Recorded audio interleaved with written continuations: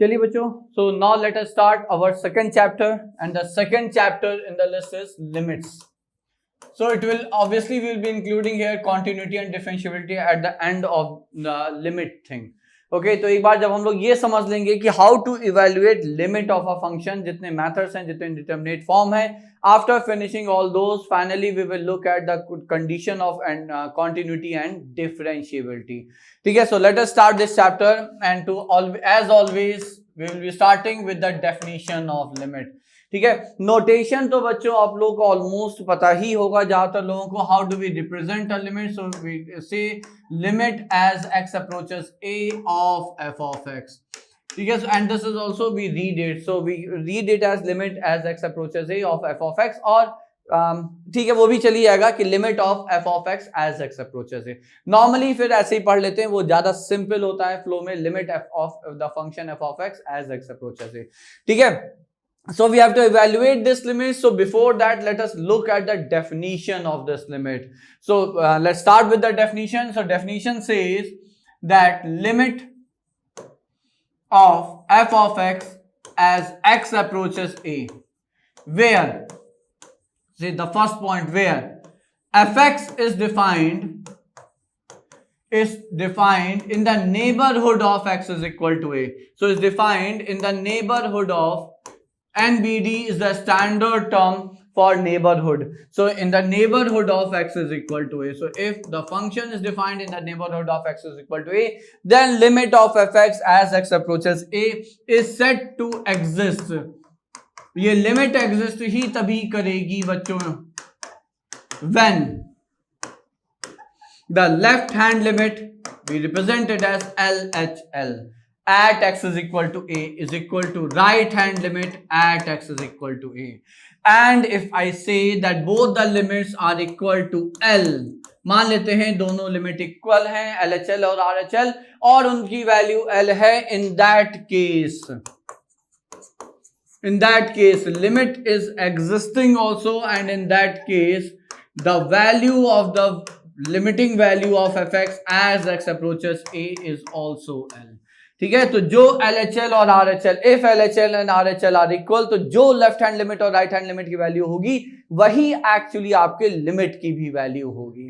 So this is the definition of the limit. How do we like define, और how do we define the existence of limit as x approaches a. Now let us try to understand this everything, this complete statement with the help of curve. ठीक है, तो अब यहाँ पे एक curve हम बनाते हैं. तो मान लिया ये ऑब्वियसली एक्स एक्सिस है, वर्टिकल लाइन अपनी वाई एक्सिस है, and this is one line, a vertical line I am drawing which represent the vertical line x is equal to a. What does that mean? That means this point is actually your a. ठीक है, अब हमने एक curve बनाया बच्चों यहाँ पे, and the curve is something like this. ये हमने कर्व बनाया y is equal to f of x का. Now let us try to interpret the statement of the limit. ठीक है, तो स्टेटमेंट ये है कि देखिए जैसे जैसे x a को अप्रोच कर रहा है, so how can x approach a? So obviously x moves on the x axis. x जो है वो आपका सिंगल एक ही लाइन में x axis के along मूव करेगा. तो x axis के along अगर आप चल रहे हैं, so there are two possible ways in which you can approach a. So what are those ways? So you can approach a from the left side of a along the x axis. आप left side से चलें और a को approach करें x axis के along. तो अगर आप यहां पर हैं तो इसका करस्पॉन्डिंग पॉइंट जो कर्व पे है वो ये है. अगर आप यहां पे हैं तो इसका करस्पॉन्डिंग पॉइंट कर्व पे ये है. Similarly like this. ठीक है, तो मतलब ये हुआ कि जैसे जैसे आप लेफ्ट साइड से a को अप्रोच कर रहे हैं, आपका जो वैल्यू है फंक्शन पे वो किधर जा रही है? So it is approaching some point here. तो ये कोई वैल्यू यहां पे अप्रोच हो रही है. ठीक है, so as you are approaching a from the left side, the curve is approaching some value here, and this is then the left hand limit of the function as x approaches a. Why is it left hand limit? Because you are approaching a along the x axis from the left side of a. So the value जो which the function approaches in that case is called the left hand limit. ठीक है, अब हम अगर a को right side से approach करते हैं बच्चों तो along the x axis, so if you approach a along the x axis from the right side of a, तो अब फिर देखिए फंक्शन कैसे चल रहा है। तो यहां पे फंक्शन ये आपकी वैल्यू ये है, इस पॉइंट के करस्पॉन्डिंग ये है, इस पॉइंट के करस्पॉन्डिंग ये है। सो जैसे जैसे आप एक्स एक्सिस के अलोंग राइट साइड से एक ही तरफ बढ़ रहे हैं, फंक्शन आपका ऐसे चल रहा है। ठीक है, so this is how it is approaching and to which point is it approaching, तो ये वापस से इसी पॉइंट को अप्रोच कर रहा है। ठीक है, तो अब यहां पे ये जो वैल्यू आई ये आपकी राइट हैंड लिमिट है। ठीक है, because you are approaching a along the x axis from the right side of a. अच्छा, अब एक बात और, जब आप राइट साइड से अप्रोच कर रहे हैं इसका मतलब एक्स ए से बड़ा है, और जब आप लेफ्ट साइड से अप्रोच कर रहे हैं इसका मतलब एक्स ए से छोटा है। Along the x-axis, the left side is the smaller side and the right side is the larger side, bigger side. Okay. Now, in this case, isn't LHL equal to RHL? LHL RHL equal है कि नहीं है बच्चों? So, since LHL is equal to RHL, hence the limit of f of x as x approaches a exists here. तो ये जो limit है बच्चों, ये यहाँ पे अपन की लिमिट यहाँ एग्जिस्ट कर रही है। ये हो गया पहला point. So this is how we can understand the limit, the terms like left hand limit and the right hand limit with the help of curve here. Now see, before we move ahead to one more example, let us know the representation of left hand limit and right hand limit. तो अगर हम यहाँ पे LHL को represent करेंगे बच्चों, तो हमारे लिए रिप्रेजेंटेशन बहुत सिंपल सा है। I will say limit of, obviously function तो सेम रहेगा, The only difference is कि आप A को किस साइड से अप्रोच कर रहे हैं। So for LHL you are approaching A from the left side, hence from the smaller side, hence we say that X approaches A from the smaller side. Here the superscript minus in the superscript represent that you are approaching A from the smaller side. A superscript minus मतलब आप A की छोटे side पे हैं। ठीक है, similarly अगर हमें RHL को रिप्रेजेंट करना है, now this can be anybody's guess now because LHL हम लोग देख चुके हैं बच्चों। ठीक है, तो अगर हमें RHL को यहाँ पे रिप्रेजेंट करना है तो फिर क्या कहेंगे, फिर से हम कहेंगे लिमिट, फंक्शन तो सेम ही रहना है, of f x as x approaches a from the right side. Right side is the larger side, तो ए प्लस सुपरस्क्रिप्ट प्लस, यहाँ पे a superscript plus represents the that x is approaching it from the larger side, तो larger side से approach कर रहे हैं। So these are two representations and respectively for RHL and LHL here। ठीक है, तो जब भी LHL RHL को लिखना होगा, this is how I will suggest you to write, this is how I myself will be representing LHL and RHL in that case। ठीक है, तो ये हो गया डेफिनेशन। अब एक एग्जाम्पल कर्व का और लेते हैं to explain you people one more thing here। अब देखिए, मान लीजिए हमने यहाँ पे फिर से एक वर्टिकल लाइन ये ड्रॉ करी, and again this line I am calling it to be x is equal to a, and obviously this point is again in that case a here. Fine, now if I consider this to be my curve y is equal to fx from one side and this is the curve from the other side. So function is defined in both the on both the side of x is equal to a. x is equal to a के दोनों side पे function आपका define हुआ है बच्चों। Fine, अब अगर हम यहाँ पे देखिएगा बच्चों, LHL की बात करें, meaning thereby we are approaching a along the x axis from the left side. Now to which value is the function approaching? तो ये वैल्यू ऐसे चल रही है। ठीक है, जैसे जैसे x a के क्लोज जा रहा है फंक्शन की वैल्यू ये जा रही है। So this is the value to which the function is approaching, so this is our LHL। Am I clear? ठीक है, अब अगर हम राइट साइड से फंक्शन को अप्रोच करते हैं, not to which value is the function approaching, तो जब राइट साइड से आप एक्स एक्सिस के अलोंग ए की तरफ बढ़ेंगे तो उसकी करस्पॉन्डिंग पॉइंट जो कर्व पे हैं वो कैसे चल रहे हैं, वो ऐसे चल रहे हैं, और किस वैल्यू का अप्रोच कर रहे हैं, तो ये हो गया आपका यहाँ पे RHL। So now in this case are these two limits equal? So obviously as you can see there's a gap of this much between these two, so obviously LHL is not equal to RHL. Now what does that mean? That means that limit of f of x as x approaches a does not exist here. So limit does not exist as LHL is not equal to RHL. ठीक है, so this is how we can understand the definition, its existence of limit and the interpretation of the left hand limit and the right hand limit बच्चों. ठीक है, तो ये हो गया आपका definition part. Now before I come to the first example based on this definition, let me tell you one more thing here कि देखिए आप समझिएगा, आपको अगर याद भी हो अपने 11th और 12th क्लास में जब लिमिट इवेल्युएट करते थे तो बहुत ही कम जगहों पे आपको LHL RHL की आवश्यकता पड़ती है. So how come we know that in which case do we need to use the concept of LHL and RHL to evaluate the limit and where we don't need any LHL RHL to get the limit. So for this I always give just one statement. सिर्फ एक statement आप समझ लेंगे तो आपको हमेशा पता रहेगा कि कब लेफ्ट हैंड लिमिट और राइट हैंड लिमिट यूज करना है और कब यूज नहीं करना है बच्चों. So the statement is when f of x, कौन सा फंक्शन जिसकी लिमिट आपको इवैल्यूएट करनी है as x approaches a, when f of x breaks into two different functions about x is equal to a, only then ये याद रखिएगा, सिर्फ तभी we use concept of LHL and RHL. So we use concept of LHL and RHL to evaluate the limit.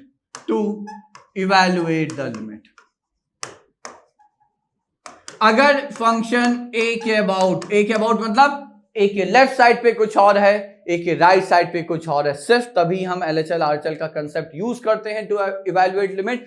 Otherwise we never even think of this definition to evaluate the limit. Is that clear?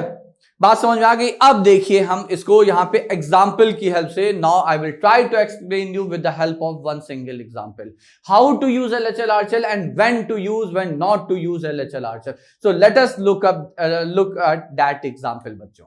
So this is an example in front of you. यहां पे function आपका defined है x square minus 1 when x is less than 1, 2x minus 2 when x lie between 1 and 3, and 3x plus 1 when x is greater than equal to 3. Now what do we need here? We need to evaluate three limits. एक है limit of fx as x approaches 1, as x approaches 2, and at the last as x approaches 3. So I tried to cover all the three possibilities here. Now let's start with x is equal to 1. अब देखिए, the first question which you need to ask yourself, सबसे पहले आप इससे पूछेंगे जब भी limit निकालनी है कि क्या जिस पॉइंट पे लिमिट निकालनी है उस पॉइंट पे फंक्शन अलग अलग पार्ट्स में या फंक्शन में ब्रेक हो रहा है या नहीं. So we have to evaluate the limit at 1 here. अब यहां पे फंक्शन को अगर आप देखें तो 1 के लेफ्ट साइड पे स्मॉलर देन 1 के लिए फंक्शन आपका कुछ और है, और 1 के राइट साइड पे मतलब जब x ग्रेटर देन 1 है तो फंक्शन कुछ आपका और है. इसका मतलब since function is different on either side of 1, hence we need to use the concept of LHL RHL to evaluate the limit. ठीक है, तो let's start. So for LHL का मतलब आप लिखेंगे limit of f of x as x approaches 1 from the left side. ठीक है, smaller side. तो फर्क क्या है बच्चों? फर्क यह है कि स्मॉलर साइड पे फंक्शन अलग है, तभी हम लोग LHL RHL का कंसेप्ट यूज कर रहे हैं, because functions are different on like smaller side and greater side of 1. ठीक है, so we need to put use that function. So limit of like function क्या है यहाँ पे, जब x लेस देन 1 है तो फंक्शन है आपका, so you will be substituting x the function by x square minus 1 when x approaches 1 from the left side. Now how to evaluate this simple limit? तो देखिए, लिमिट निकालने का सबसे पहला और basic step which you can never skip is जो x जिस value को अप्रोच कर रहा है, put that value in the function itself. तो x चूंकि 1 को अप्रोच कर रहा है, देखिए 1 के लेफ्ट साइड या राइट साइड डजंट मैटर. 1 का लेफ्ट साइड मतलब very very close to 1, it's as good as 0.999999. 1 का राइट साइड मतलब when we will say x is approaching 1 from the right side, 1 plus का मतलब very very close to 1 but greater than 1, like 1.00000 several many zeros than 1.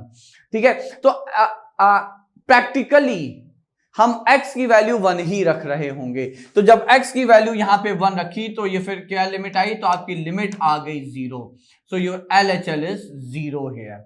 Now if you talk about RHL, तो RHL will be limit of f of x as x approaches 1 from the right side, 1 plus, और 1 के right side पे function क्या है, so you have to just substitute that function here. So limit of that function 2x minus 2 as x approaches 1 from the right side. Now as x approaches 1, so as I told you कि ultimately x 1 ही रखना है, तो 2 into 1 is 2 minus 2 which is 0 here.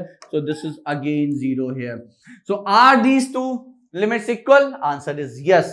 Since LHL and RHL are equal, so therefore we can say that the value of this limit is equal to 0.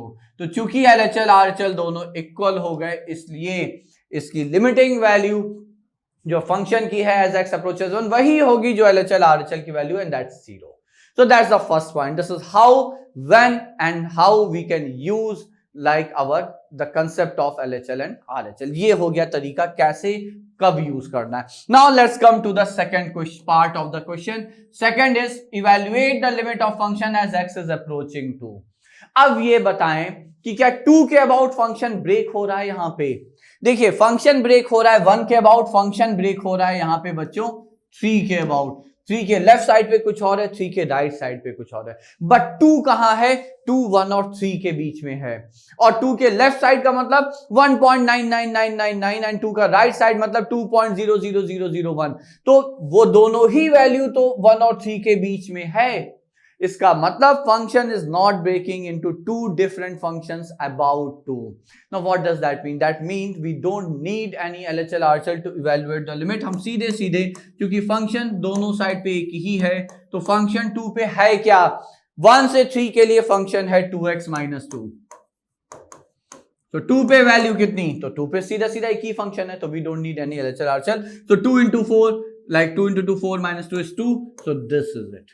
तो ये दूसरा उसी question के लिए, उसी फंक्शन के लिए दूसरे पॉइंट पे जब हम लिमिट निकाल रहे हैं, तो we found that we don't need LHL RHL. तो ये 2 पार्ट हो गए. फाइन. अब आते हैं थर्ड पार्ट पे, which is limit as x approaches 3. अब देखिए एज आई सेड 3 के अबाउट भी फंक्शन चेंज हो रहा है, क्योंकि लेस देन 3 पे फंक्शन ये है और राइट साइड ग्रेटर देन 3 पे फंक्शन ये है. Since we have 2 different function on either side, hence तो we need to use the concept of LHL RHL. तो LHL कितना हो जाएगा, so it is like limit of f of x as x approaches 3 from the left side. अब 3 के left side पे function क्या, so 3 का लेफ्ट साइड पे फंक्शन मतलब लेस देन 3 पे फंक्शन है 2x minus 2. So what will you say, you will say okay limit of 2x minus 2 as x approaches 3 from the left side. And as I said, left or right side doesn't make any difference in general. ज्यादातर case में कोई फर्क नहीं होगा, max को उठाएंगे 3 ही रख देंगे. 3 into 2 6 minus 2 is 4. so this is our LHL बच्चों. Similarly we can find our RHL also. तो अगर हम RHL की बात करें तो RHL हो जाएगा आपका limit of f of x as x approaches 3 from the right side. अब राइट साइड से अगर हम चलेंगे तो फंक्शन राइट साइड पे क्या है, मतलब x ग्रेटर देन 3 पे फंक्शन क्या है, तो ये है 3x plus 1.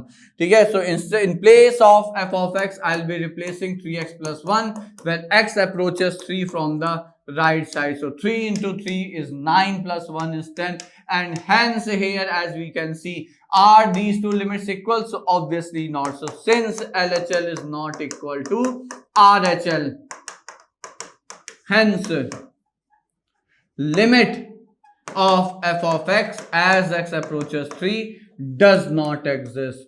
So limit doesn't exist. Am I clear? So this is the very basic understanding of limits, definition, interpretation with the help of curve, LHL, RHL, when to use and how to use the concept of LHL and RHL to evaluate the limit. बात समझ आ गई बच्चों? तो ये हो गया आपका बहुत ही basic part of limit. Now, before we move ahead, the methods to solve the limits in case of indeterminate form और indeterminate form को समझें.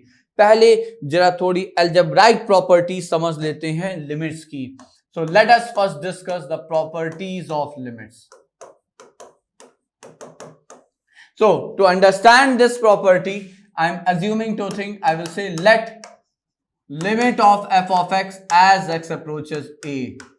हमने मान लिया इसे p and limit of another function g of x as x approaches a, इसको हमने मान लिया q. ये दो फंक्शन जिनकी limiting value as x approaches a हम यहां पे मान रहे हैं. Why? The reason is simple, because property needs so. Property की ऐसी आवश्यकता है बच्चों. पहली प्रॉपर्टी ये है कि अगर आपको limit of f of x plus या minus g of x evaluate करना है as x approaches a. So it property tells us that the limit is distributive over both addition and subtraction of functions. So this will be as good as plus minus q.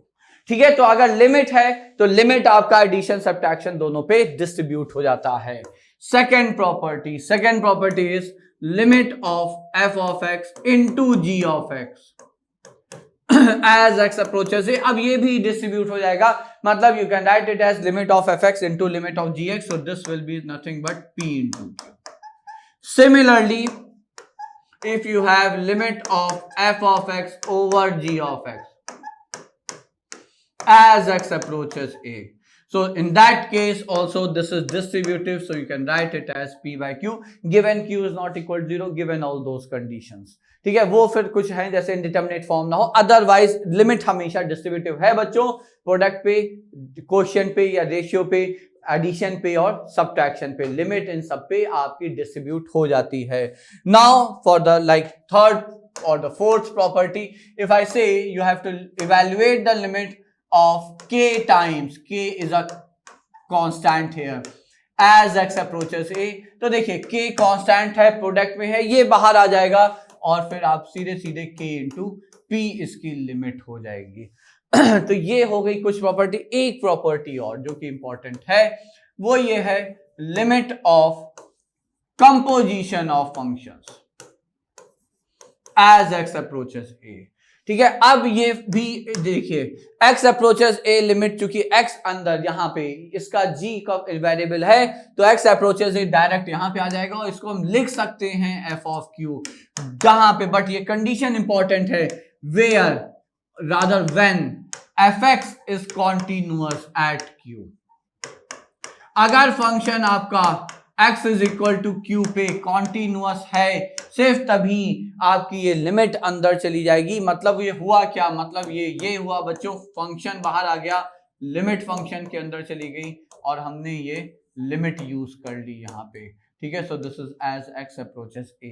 ठीक है, तो this is possible only when f of x is continuous at the point which is the limiting value of the inside function. अंदर वाले function का जो value है उस point पे बाहर वाला फंक्शन अगर कॉन्टिन्यूअस है तब फंक्शन, बाहर वाला फंक्शन और लिमिट अपनी पोजीशन इंटरचेंज कर सकते हैं. ये बाहर से अंदर आ सकता है, ये अंदर से बाहर आ सकता है. So those were few properties of limits. Now let us move ahead and understand the indeterminate form and the methods to evaluate indeterminate form. Try to understand the indeterminate forms and the method to solve indeterminate forms. So before we start the discussion on indeterminate forms, let us see how do we get indeterminate form. तो उसके लिए सबसे पहले आप ये समझें कि अगर हमें if we have to evaluate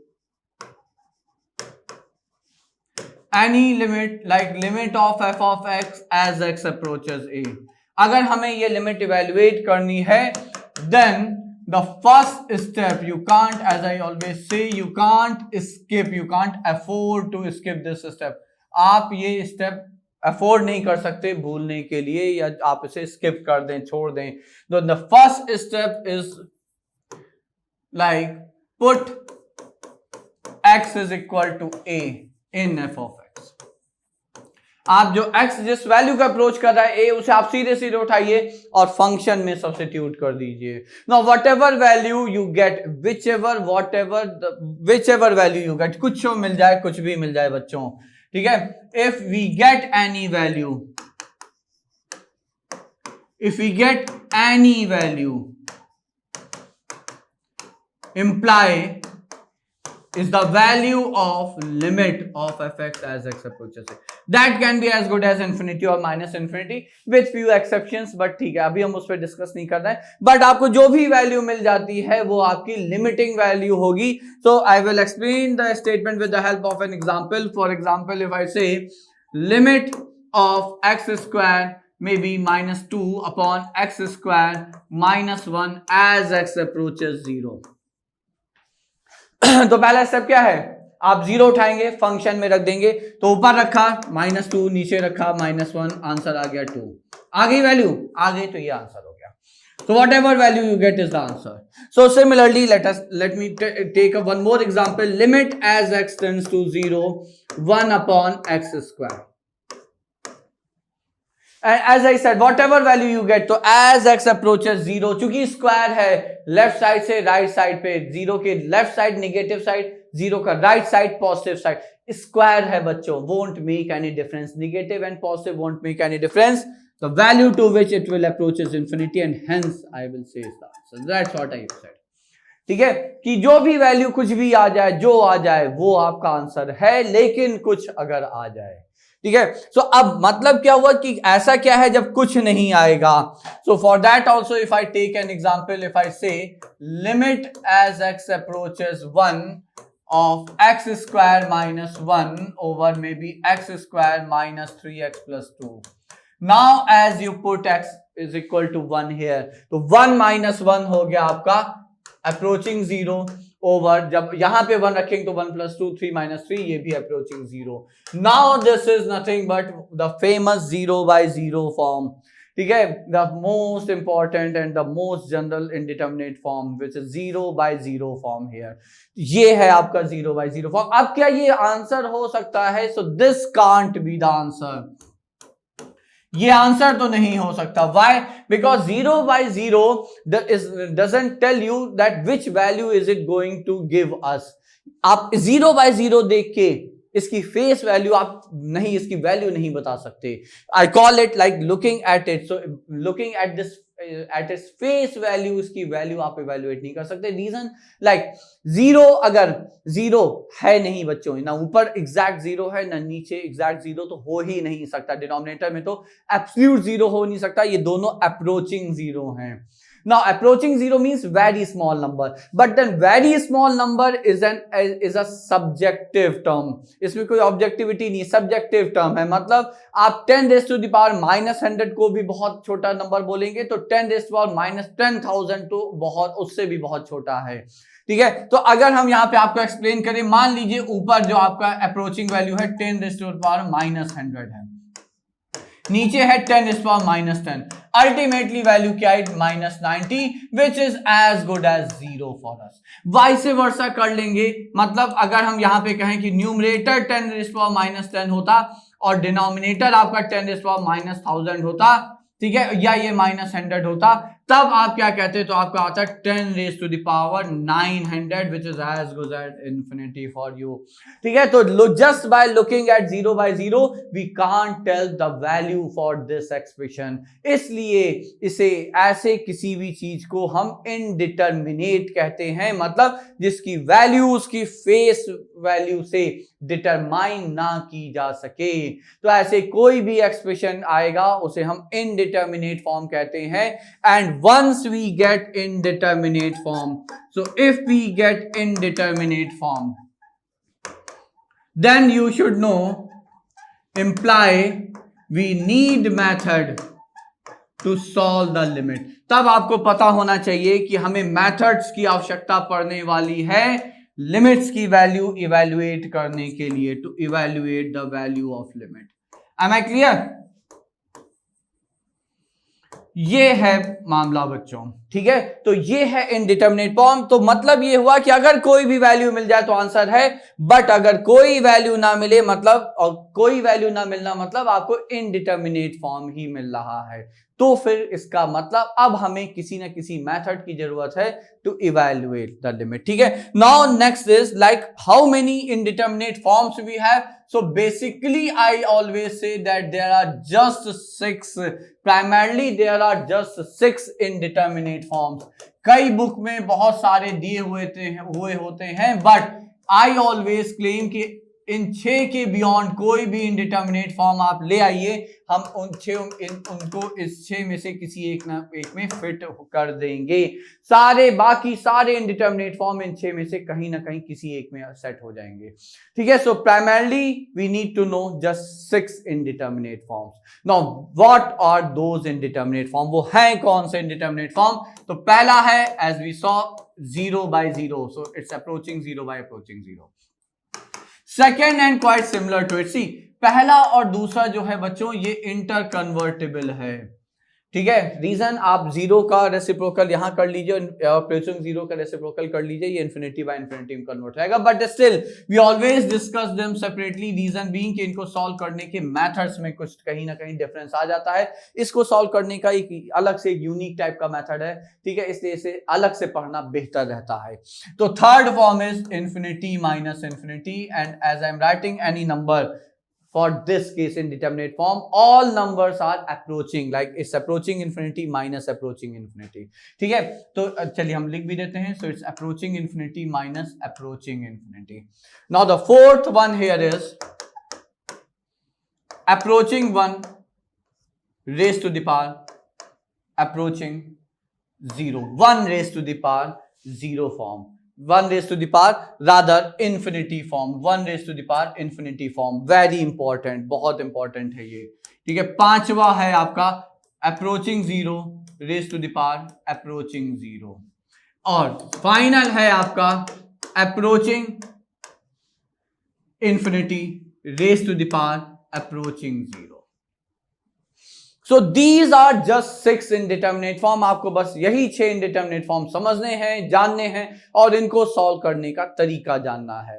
Once we know how to solve these 6 indeterminate form, I believe you will get comfortable in solving the questions of limits, ठीक है। तो ये हो गया बच्चों इनडिटरमिनेट फॉर्म पे डिस्कशन। अच्छा, अगर आप लोग ये जानना चाहते हैं कि ये क्यों इनडिटरमिनेट फॉर्म है, like I discuss for this we have reason for each and every one, but in that I am not going into its details. अब आप अपने आप से सोच के देखिएगा, I gave explanation for the first one, ठीक है। बाकी आप सोच के देखिएगा, और फिर कभी जब डिटेल डिस्कशन होगा तो I will definitely let you know the explanation, the reason behind these to be called as indeterminate form, ठीक है बच्चों। तो चलिए अब आगे देखते हैं। Let us start with the first one, that is 0 by 0 form and the methods to solve 0 by 0 form.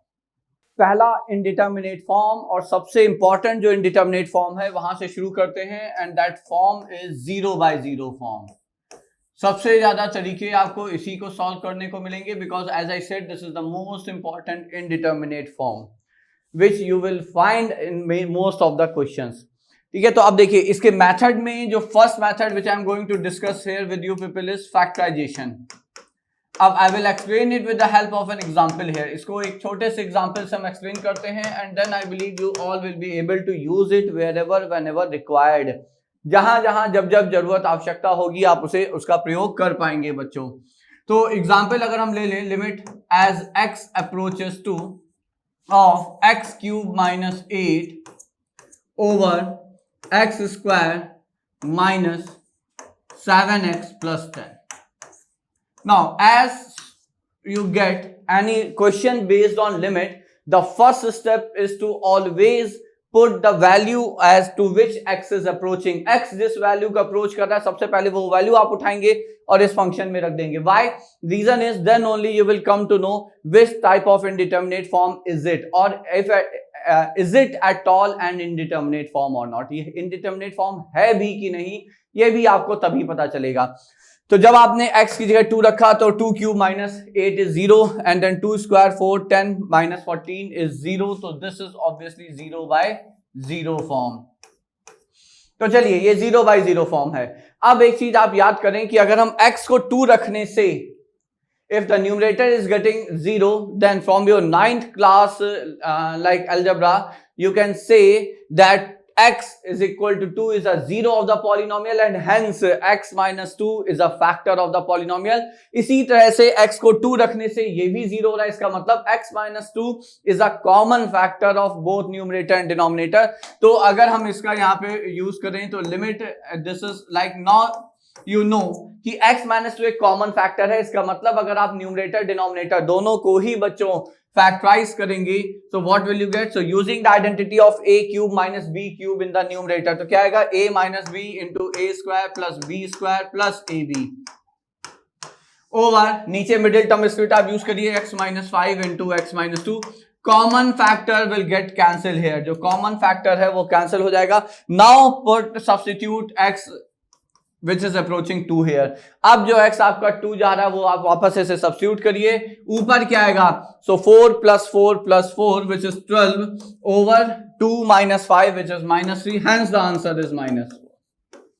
So this is how you can use this method which is factorization. Very basic method to solve 0 by 0 form. But obviously आप उसे use तभी कर पाएंगे बच्चों जब ये जो आपका अलजेब्राइक एक्सप्रेशन है, ये जो फंक्शन है जिसकी लिमिट आपको इवैल्यूएट करनी है, वो फंक्शन आपके अलजेब्राइक पॉलिनोमियल है न्यूमरेटर और डिनोमिनेटर दोनों में. Then obviously then only we can factorise, we can go for factorisation of the function और द पॉलिनोमियल. ओके, तो ये हो गया पहला मेथड. ठीक है बच्चों, अब आते हैं दूसरे मेथड पे, और जो दूसरा मेथड है that is a list of standard results. So here now in front of you you have a list of standard results. सारे स्टैंडर्ड रिजल्ट्स की लिस्ट है, आप उसे ध्यान से देख लें.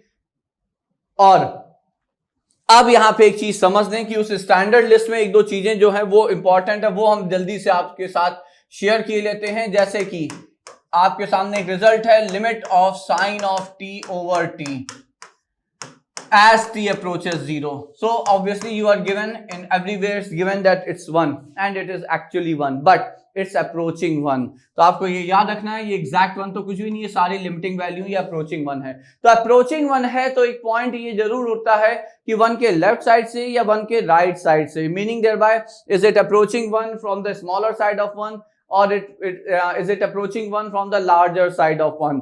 ठीक है, तो यहां पे आप जान लें कि ये जो लिमिट है वो एक्चुअली 1 माइनस है, मतलब it is actually approaching 1 from the left side of 1. That means ये 1 से छोटी है लिमिट, मतलब ये 1 का अप्रोच तो कर रहा है लेकिन it's somewhere like 0.99999 like that. ठीक है, similarly for tan, so you have a similar result for tan also. tan के केस में भी 1 है. अब हम यहाँ पे आपको डायरेक्टली बता रहे हैं दिस इज 1 प्लस. तो ये जो tan t by t की आइडेंटिटी है या रिजल्ट है as t approaches 0, mind it, as t approaches 0 then tan t by t approaches 1 from the larger side or from the right side of 1, that is 1 plus. Similarly for their inverse corresponding inverse function, so t approaches 0 sin inverse of t over t. ठीक है, तो ये जो है आपका ये 1 को approach करेगा but this is approaching 1 from the right side of 1. And at last if I right here for tan inverse t also, तो ये जो है बच्चों the like tan inverse of t over t.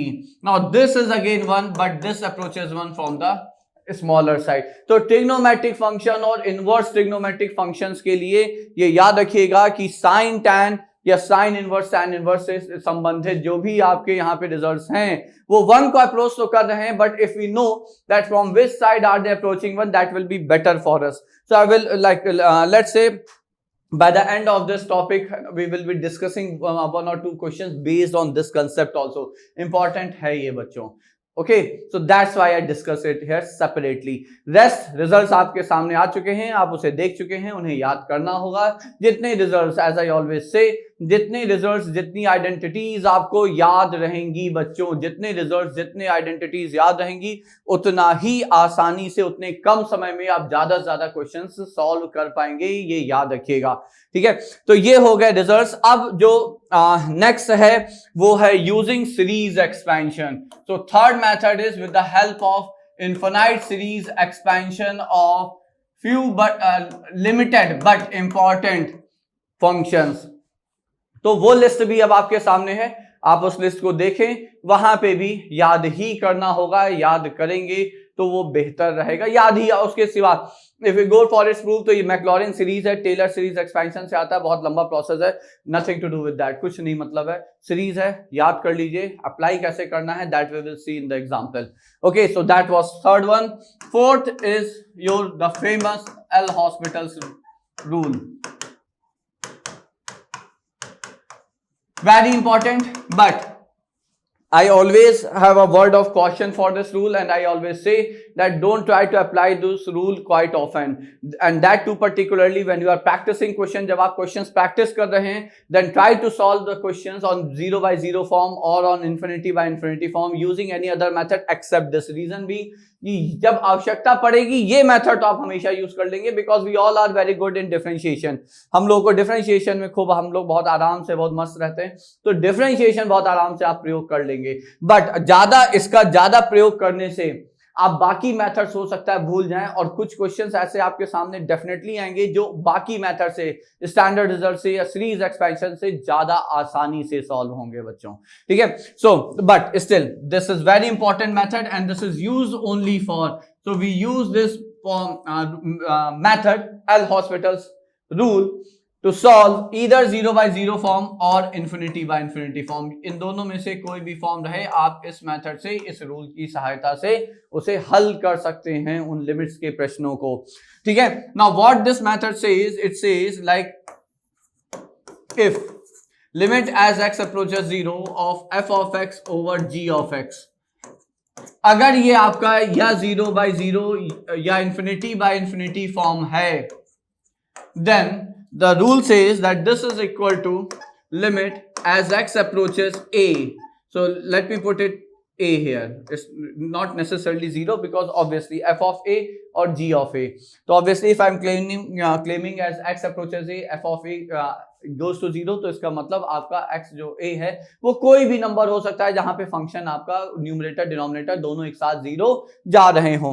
So as x approaches a, so this is equal to nothing but f dash of x, मतलब fx का पहला derivative, first derivative of fx over the first derivative of g of x. So that's the L hospital rule. और obviously यहाँ पे जो आपके दोनों functions हैं fx gx, वो दोनों ही डिफरेंशिएबल फंक्शंस होने चाहिए बच्चों. ठीक है, और तभी हम लोग उसे डिफरेंशिएट कर सकते हैं, इतना तो हम लोग यहाँ पे समझते ही हैं. तो ये आपका एल हॉस्पिटल रूल है. यूज करते वक्त आप इसे यहाँ पे ध्यान रखेंगे कि न्यूमरेटर अलग डिफरेंशिएट हो रहा है और डिनोमिनेटर अलग डिफरेंशिएट हो रहा है. कई बार बच्चे गलती कर देते हैं कि क्वोशिएंट रूल लगाने लगते हैं. ना, न्यूमरेटर अलग ऊपर डिफरेंशिएट करिए, डिनोमिनेटर अलग डिफरेंशिएट करिए, and you can continue to use this rule till you get rid of 0 by 0 form और इन्फिनिटी by इन्फिनिटी फॉर्म. जब तक 0 by 0 फॉर्म हट ना जाए, आप चाहें तो तब तक स्टेप बाय स्टेप, मतलब अगर ये अभी भी 0 by 0 फॉर्म है तो आप इसे फर्दर डिफरेंशिएट कर सकते हैं और कह सकते हैं that this limit is actually equal to limit as x approaches a of f double dash x over g double dash x. तो ये हो गया बच्चों आपका एल हॉस्पिटल रूल. ठीक है, अब देखिए 4 मेथड हम लोगों ने यहां पे देख लिए हैं. Now let us see few examples based on 0 by 0 form. तो जरा कुछ एग्जांपल देखते हैं 0 by 0 फॉर्म पे आधारित. तो पहला जो एग्जांपल है which I am taking it here is, let's say limit as x approaches 0. So this is first question here and which is a cos x plus b sin x plus c times e raised to the power x over x square. Now this is given to be half, say, then we have to find the value of, then we have to find the value of A, B and C. यहां पे हमें फिर A, B, C की value निकालनी है बच्चों. हमें इस फंक्शन की लिमिट की वैल्यू दी हुई है हाफ एज एक्स अप्रोचेस 0. अब देखिए 0/0 फॉर्म है ये, जैसे जैसे x आपका, और सॉरी 0/0 फॉर्म नहीं है, आई एम सॉरी 0/0 फॉर्म नहीं है. अब यहां पे जब आप x 0 रखेंगे तो ये a आएगा, ये 0 आएगा, ये c आएगा. तो a प्लस c अपॉन 0 है. समझिएगा a प्लस c, अगर हम यहां पे ये निकालना चाहें कि ये फॉर्म कौन सा है, तो एक्चुअली ये वैल्यू जो हमें मिल रही है न्यूमरेटर में, दैट इज a प्लस सी और डिनोमिनेटर है 0. तो अगर a प्लस सी 0 ना होके कोई और वैल्यू है, so to which value will this limit approach. तो ये जो लिमिट है ये इंफिनिटी अप्रोच करेगा या माइनस इंफिनिटी अप्रोच करेगा, डिपेंडिंग कि a प्लस सी पॉजिटिव है या a प्लस सी निगेटिव है.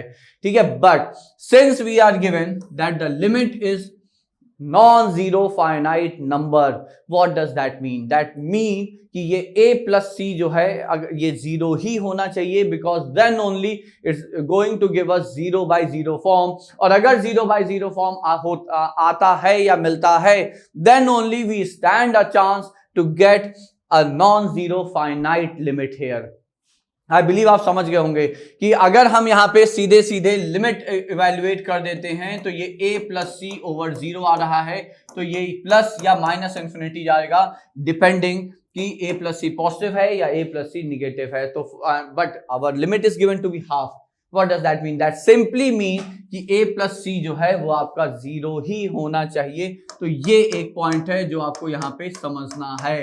Because as a plus c approaches 0, then only you will get 0/0 form. Then only you will try to solve it further, and we may get limit as half.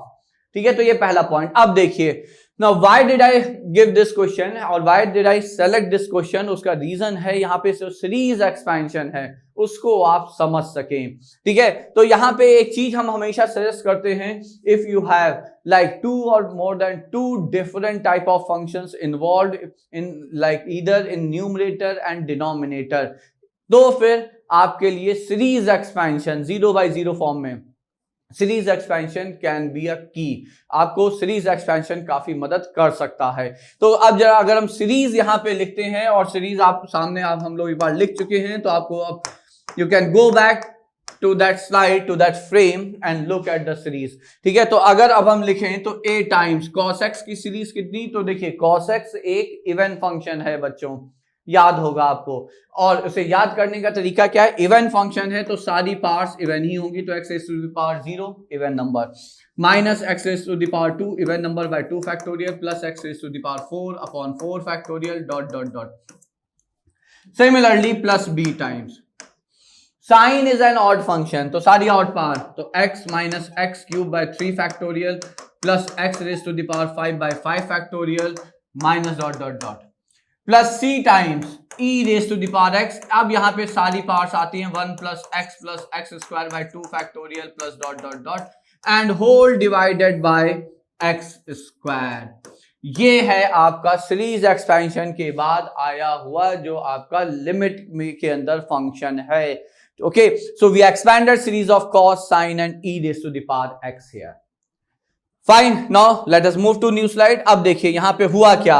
अब अगर हम 1 के term देखिए, obviously ये भी polynomial है, ये भी पॉलिनोमियल है, ये भी पॉलिनोमियल है. तो जब आप पॉलिनोमियल को सिंप्लीफाई करते हैं तो जो आपके सिमिलर टर्म्स हैं उन्हें, या लाइक टर्म्स जैसे हम कहते हैं, उन्हें एक साथ कलेक्ट करते हैं, उन्हें हम आपस में ऐड सब्ट्रैक्ट कर सकते हैं. तो 1 वाले या कांस्टेंट टर्म्स जो हैं अगर हम उन्हें कलेक्ट करें बच्चों यहाँ पे तो क्या मिलेगा, तो देखिए यहाँ पे क्या मिला, तो पहला मिला a प्लस सी. फिर x के टर्म्स अगर कलेक्ट करें तो क्या मिलेगा, तो x के साथ यहाँ पे if you look at here, तो x का एक कोफिशिएंट b है और x का एक कोफिशिएंट c है, तो फिर आपको यहाँ पे मिल गया b प्लस सी. फिर if you collect the terms of x square तो क्या मिलेगा, तो देखिए एक्स स्क्वायर का एक टर्म ये है तो माइनस a बाय 2 फैक्टोरियल, एक टर्म ये है c बाय 2 फैक्टोरियल, तो ये हो गया minus a by 2 factorial plus c by 2 factorial. फिर अगर एक्स क्यूब के टर्म्स भी कलेक्ट करें तो वो एक साइन से आएगा, तो साइन में ये हो गया माइनस बी बाय 3 फैक्टोरियल, और अगर हम इसका अगला टर्म लिखेंगे तो वो टर्म क्या होगा बच्चों, एक्स क्यूब बाय 3 फैक्टोरियल। ठीक है, तो minus b by 3 factorial plus c by 3 factorial, तो ये यहां पे आ जाएगा minus b by 3 factorial plus c by 3 factorial and dot dot dot so on, और नीचे हो जाएगा आपका यहां पे एक्स स्क्वायर। अब समझिए, अगर हम टर्म बाय टर्म लिखते हैं, मतलब if I divide this by x square it will go to infinity, if I divide this by x square it will go to infinity. अगर जब हम इसको इससे डिवाइड करेंगे, इस टर्म को, इस वाले टर्म को इससे डिवाइड करेंगे, तब आपका नॉन जीरो फाइनाइट नंबर आने के चांसेस हैं, वो है ये minus a by 2 factorial plus c by 2 factorial, because x square will get cancel in that case. ठीक है, लेकिन जब आप आगे बढ़ेंगे तो x cube by x square will leave x in the numerator, और एक्स जैसे जैसे जीरो जा रहा है बाकी सारे टर्म्स जीरो चले जाएंगे। मतलब क्या हुआ, मतलब ये हुआ कि अगर ये जीरो नहीं हुआ तो आपको इंफिनिटी मिलेगा, because this upon zero will give you infinity. अगर ये जीरो नहीं हुआ तो भी ये b plus c upon x देगा and that will go to infinity. ठीक है, तो इसका मतलब ये हुआ कि यहां से अब हम इंप्लाई कर सकते हैं कि a plus c has to be zero, b plus c has to be zero, और जब दिस अपॉन दिस लिखेंगे तो एक्स स्क्वायर कैंसिल आउट हो जाएगा, तो आपकी जो वैल्यू बच रही है वो है minus a by 2, because 2 factorial is 2 plus c by 2 and this has to be the value of the limit. Reason, जब ये पूरा ये एब्सोल्यूट जीरो हो गया तो ये टर्म गायब हो गया, b प्लस सी जीरो हो गया तो ये भी टर्म गायब हो गया, तो आपकी सीरीज एक्चुअली यहां से शुरू हो रही है।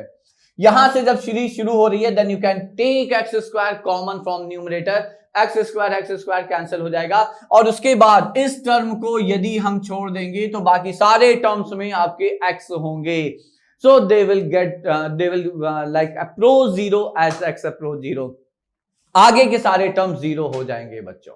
ठीक है, तो अब देखिए बस यहां पे आपकी तीन इक्वेशन, तीन अननोन का हिसाब है, तो ये आ गया c minus a is equal to 1, ये एक रिलेशन, बट हमें पता है c plus a is equal to 0, तो यहां से c आ गया आपका हाफ,